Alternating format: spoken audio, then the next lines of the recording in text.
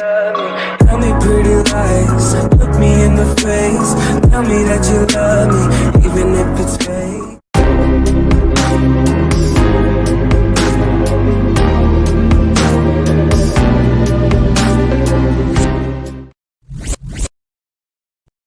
ఓం శ్రీమాత్రే నమః.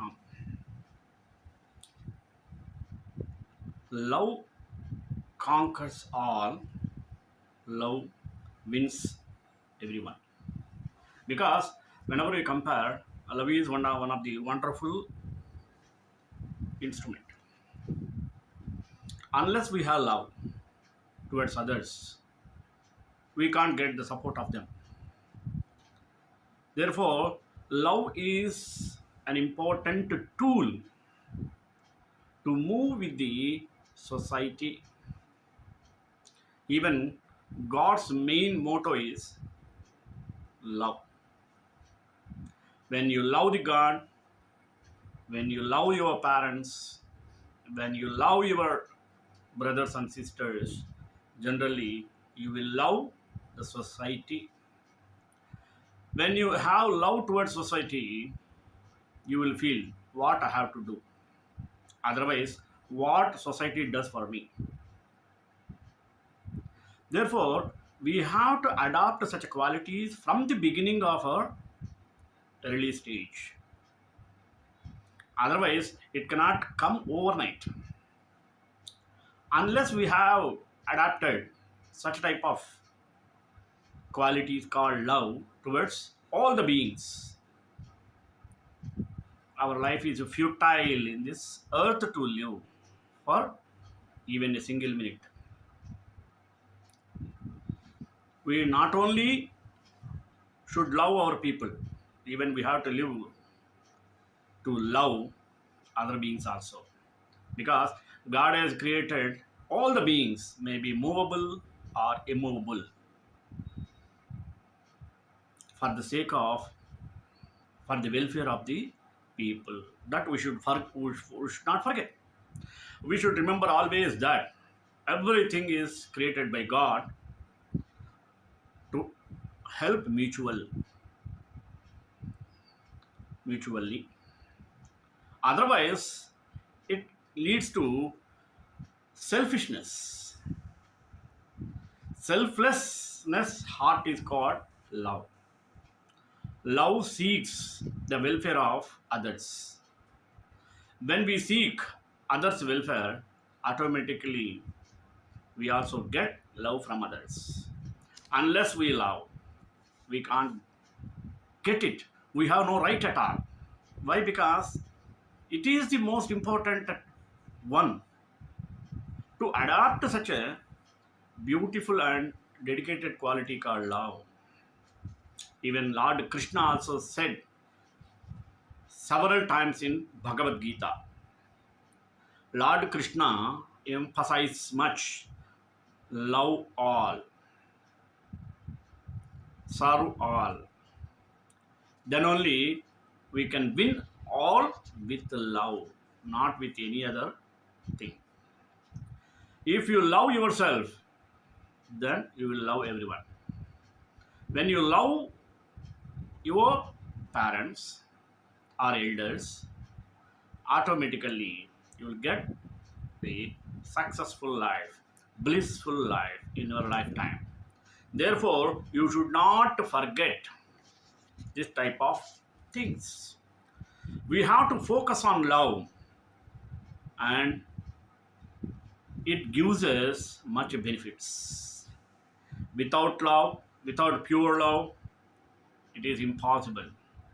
That's why Lord Krishna says love is a key factor to fulfill our desires, fulfill our life achievements. Whatever the thing may be, we have to love it. If you are doing work, you have to love to work. You should not feel it is destined. Whatever the thing happens for the best. This type of motto should be adapted with us from the beginning of our lifestyle. Nothing will come without our actions. Every action gets its own reaction. Therefore, if you love, definitely you will be loved by all. Love is called therefore divine. Love is also an action. Even love is ultimate goal of one's life. That is Gita's, I mean Bhagavad Gita, secret message given by Lord Krishna to all the beings on this earth. Let us start today. The topic is love conquers all. Let us go in detail. First of all, prayer. Shri Rama Rama Ramiti Rame Rame Manorami Sahasranama Tatulyam Rama Nama Varanani. Love is wonderful. Love is also wild. Love is a battlefield. I believe everyone will reach a point where they are head over heels in love, but love is a full time job. It's your love against the world. You have to hang on through the rough stuff to come out together. I believe that true love conquers everything and also everyone. Even I believe if your love for someone is strong enough, you can make it through anything the world throws at you. Even I speak so highly of love and finding that special person because I have found mine and I believe there is someone out there for everybody.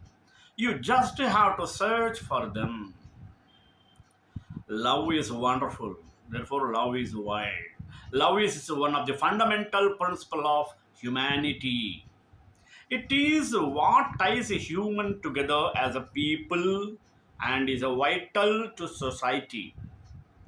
As such, it has influenced the world in countless ways, just one of which being through literature. Let's Miserable tells the tale of Jean Valjean, a convicted criminal who must escape his past and reclaim his humanity in a world gripped by poverty and oppression. Though he faces many obstacles, he is eventually able to redeem himself through the love of those around him and is, for the first time in years, able to return that love. Throughout Victor Hugo's classic French novel Les Miserables, several themes appear, and yet none are as influential as love, whether it be religious, romantic, or parental, whatever it may be. Therefore, we say love conquers all other emotions. A saying which is demonstrated in the world famous Shakespeare's play Romeo and Juliet. A play of romance, love, anger, hate, conflict, and finally death. A play of two families in an ancient grudge, exchanging blows with each others and losing friends and family to this grudge. But in the midst of the brawl, this continuous fighting, a pair of star-crossed lovers arise and defy their parents and close friends to continue their ongoing relationship. Even we can find out in Bhagavad Gita, Lord Krishna is the Lord of compassion, Lord of love, Lord of tenderness. Lord Krishna is admired for his playful acts and love towards Radha. Radha is his one true love, and the love they share is immortal and eternal. Even though Krishna never married Radha, they are worshipped as a divine couple even now. Particularly if you say ISKCON temples or Gaudiya Mats, they used to worship Radha and Krishna. See, everywhere. Because they are model for, symbol for the love. The two names of Radha and Krishna can never be separated from one another. Wondering what Bhagavad Gita says about love? Let us see. What hmm, first says, love wins all. How? Good souls have been preaching for ages. Love is key to all doors. Even Lord Krishna has adhered to this belief in Bhagavad Gita. The only way you can conquer me is through love, and the I am are gladly conquered there. We make enemies from emotions like hate, anger, vengeance, and such type of feelings. We can win people to our sides by spreading love and losing such emotion. The need to be loved is omnipresent in every sentient being, and to gain their trust, we need to love them. Next, what he said, love yourself and love everyone. The key to inner peace is self awareness.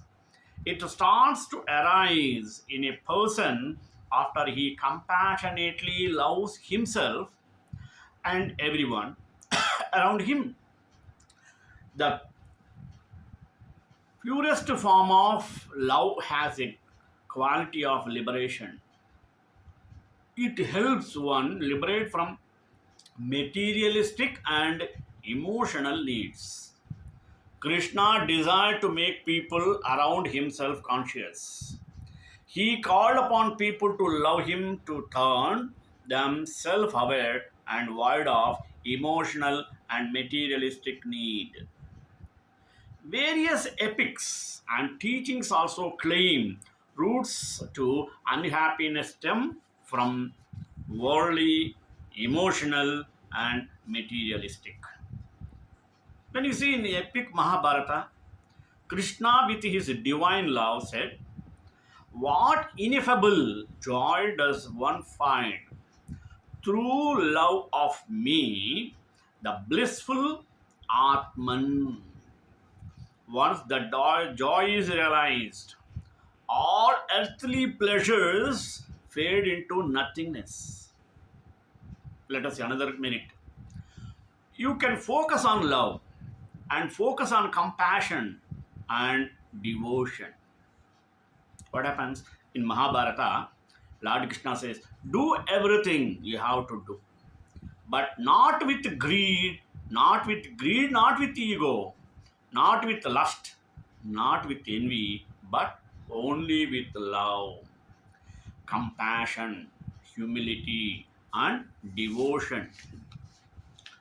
Greed, ego, lust, and envy are negative emotion. It leads to arousal of dismay from people. However, if we focus on greed while performing an act, we will divide ourselves of the original purpose of our work and hamper the whole work. Ego makes one feel superior, and it closes the mind to brilliant strategies or ideas of co-workers and restricts social bonds. That's it. While compassion brings you close to people, it helps you listen to others and others' souls also. Lust and envy arouse strong emotions leading to loss of senses. Instead, a person should carry humility and humble to co-workers, friends and family for inner peace and good. Devotion is required in any activity because one must be devoted wholeheartedly to succeed.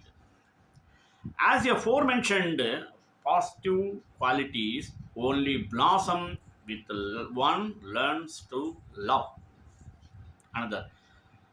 We have to be generous. That is one of the merit. Giving is a quality we all need to possess, and the act of giving enables us to have broader prospect towards life. It allows us to see beyond our lives, wishes, difficulties, and increases a need to help others. However, one should give without expecting a return and display superiority. Krishna conveys the same in Bhagavad Gita. Through this line, what he says, I regard as great even the smallest gift offered by my devotees in pure love, but even great offerings presented by non devotees do not please me. Therefore, say, Patram Pushpam Palam Toyam Yo Me Bhaktya Prayachati Tadaham Bhaktyupurhutam Ashnami Prayatatmanaha. Is it? Another merit. Love without expectations. It is quoted, love should set another person to love with us free. Love is not contractual relationship to compromise. One should not involve in a give and take relationship because it is destined to fail. True love is free from expectations, anger, and any other emotion. It involves an only act of giving void of any expectation or null feeling. Krishna taught us the same in Mahabharata. He quoted, he who has no attachments can really love others, for his love is pure and divine. Let us have another minute, pure love. Our thinking capability is second to fewer beings on earth today. Our human intellect allows us to think and love beyond the capacity of other sentient beings. Our conscience helps us. Evolutionary development allows us to love and become enlightened like none. Thus, Lord Krishna spoke these words in Mahabharata. Blessed is a human birth. Even the dwellers in heaven desire this type of birth. For true knowledge and pure love may be attained only by a human being only. Another merit. Love is the key. Lord Krishna says, I, the Atman, dear to the devotees, am attainable by love and devotion. One can comprehend various meanings from the above phrase, but Lord Krishna suggests enlightenment in this particular instant. To be devoted to working, God or anything else, one needs to love the particular entity. Thus, the love is a key to devotion to achieve a higher state of consciousness. Another minute. Love for divine. In the epic, Krishna claims one can go beyond their being and become one with the universe. It is only subsequent after one serves him through devotion with unwavering faith.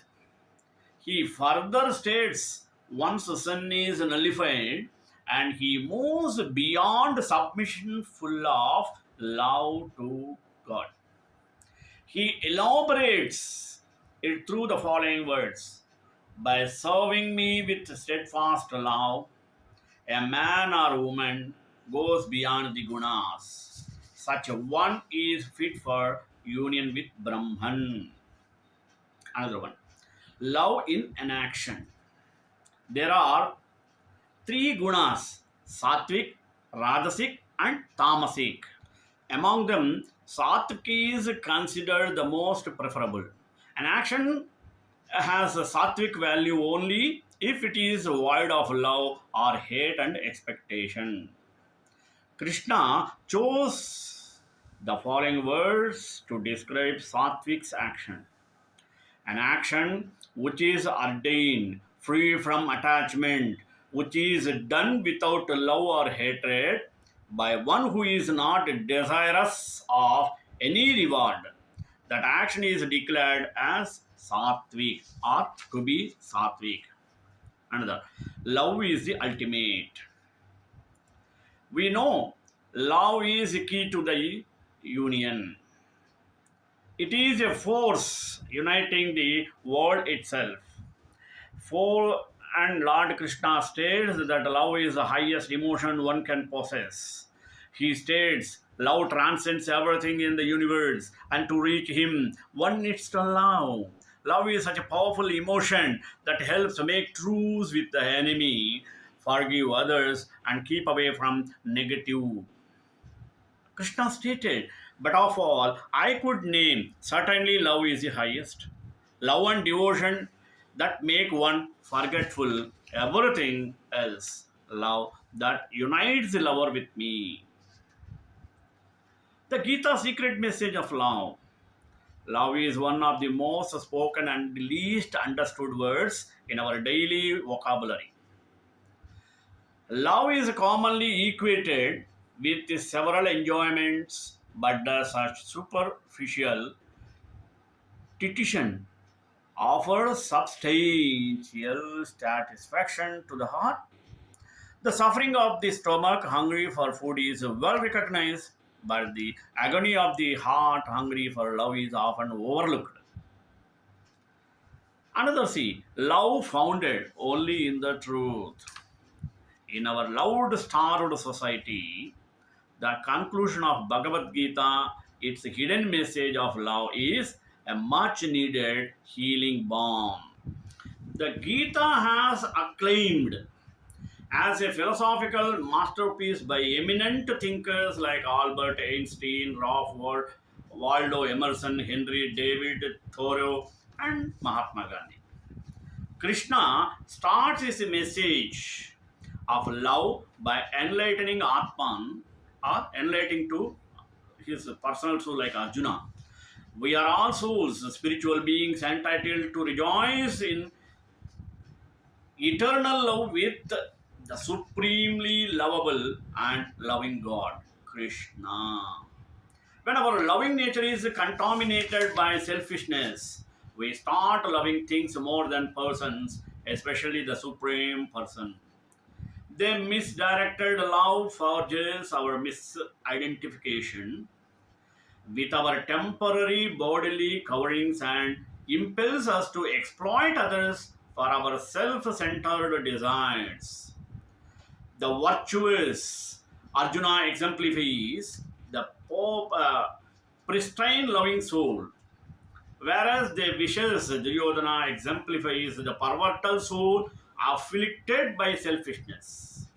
A well wishing doctor who does not want to cause any pain to anyone may still have to carry a painful amputation to save a patient. Similarly, Krishna exhorts Arjuna too has to surgically heal Duryodhana and his allies on the battlefield of Kurukshetra. Now another. Same person, multiple personalities. In addition to its historicity, the Gita also has a deeper symbolic message. The mentalities exemplified by Arjuna and Duryodhana are present in one of our own hearts too. The battlefield setting of the Gita beckons all of us to become spiritual warriors and conquer the selfish lower self with the selfish higher self or selfless higher self. Just as the wisdom of the Gita empowered Arjuna, it can empower us too for heralding the reign of love in our hearts and in the world at large. Krishna, the speaker of the Gita, is an enigma for many. The sporting, loving, cowherd youth Krishna of Vrindavana seems to contrast starkly with the philosophical, analytical, diplomat warrior Krishna of Kurukshetra. How are these two contrasting personalities integrated in a single person? To answer this question, we need to understand the thought flow of Bhagavad Gita, which ascends from the diplomacy of the battlefield to the devotion of the eternal abode of love. Let us point into love. In the Gita, Krishna offers a concise overview of the various paths of spiritual progress: Karma Yoga, Jnana Yoga, Dhyana Yoga, and Bhakti Yoga. Simultaneously, throughout the Gita, he drops clues that there is a secret message, a secret that only a heart filled with love can fathom. That's why at the end of the almost every chapter, he emphasizes Bhakti Yoga. When we find the sixth chapter of Bhagavad Gita explains Dhyana Yoga quite elaborately, but concludes that Bhakti Yogi is a topmost yogi. That Bhakti Yoga is the safest and most successful form of yoga is also established through compassion at the end of the 8th chapter. The 14th chapter, Bhagavad Gita, provides a systematic analysis of how all souls are trapped by the three modes of material nature, an analysis typical of jnanis, but then Krishna concludes in the penultimate verse of the chapter that the only way to transcend the three modes is by unflinching devotional service. That the successful jnani becomes to bhakta is also stated in 7th chapter 19th sloka and 18th chapter 54th sloka. The 5th chapter presents Nishkama Karma Yoga but concludes that the acceptance of Krishna is the only proprietor, benefactor, and enjoyer. An implicit tenet of bhakti is a way to lasting peace. That the devotion offering of karma to the Lord is a culmination of karma yoga is also indicated in 3rd chapter 9th sloka and 3rd chapter 30th sloka. Finally, at the climax of the Gita, Krishna bears his heart's love in a disarmingly sweet revelation because you are my very dear friend. I am speaking to you my supreme instruction, the most confidential knowledge of all. Hear or listen to this from me, for it is for your benefit. Always think of me. Become my devotee. Worship me and offer your homage unto me. Thus you will come to me without fail. I promise you this because you are my very dear friend. Abandon all varieties of religion and just surrender unto me. Sarvadharman parityajya mamekam sharanam vraja. Aham tvam sarva papebhyo mokshayishyami ma suchaha. I shall deliver you from all sinful reactions. Do not fear. Ma sucha. Love concealed yet revealed. Before the unequivocal final, the message is love is both concealed and revealed. It is concealed because Krishna lovingly accommodates those not yet ready to love him by delineating other paths for their gradual spiritual growth. All souls in this world have come here due to their envy of the Lord, due to their desire to enjoy like him instead of with him in the spiritual world. Indeed, Krishna states explicitly and he reveals the most secret essence of the Gita. It's a message of love to Arjuna, primarily because he is non-envious. If Krishna reveals his opulences to envious souls, that revelation will only increase their envy and make it more difficult for them to return back to him. So he accommodates paths that will make them slowly detached from material enjoyment and eventually able to become attracted to him by hearing his glories. But for those who are open minded and willing to give up envy and accept the path of devotion made easy to associating with his devotees, Krishna also reveals the supremacy of the path of love. He does so not only at the end, but also in the ninth and 12th chapter, as well as in several other places. Ultimately, Krishna is longing for our love because he knows that is the only way we can become fully and eternally happy. Srila Prabhupada makes the secret of Gita open in his preface itself. By the spell of illusion, one tries to be happy by serving his personal sense gratification in different forms, which will never make him happy. Instead of satisfying his own personal material senses, he has to satisfy the senses of the Lord. That is the highest perfection of life. The Lord wants to do this and he demands it. One has to understand the central point of Bhagavad Gita. Our Krishna's consciousness movement is teaching the whole world this central point.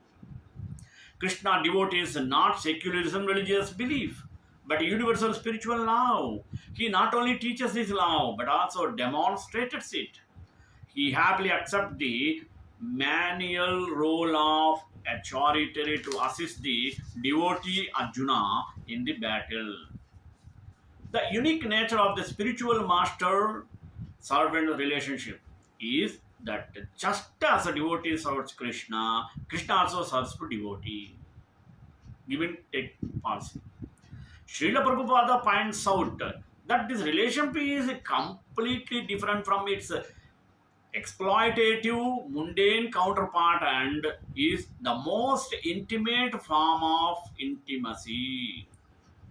The culmination of this divine love is revealed in Vrindavana, past tense, where Krishna happily takes a subordinate or intimate role to reciprocate love with his servitors.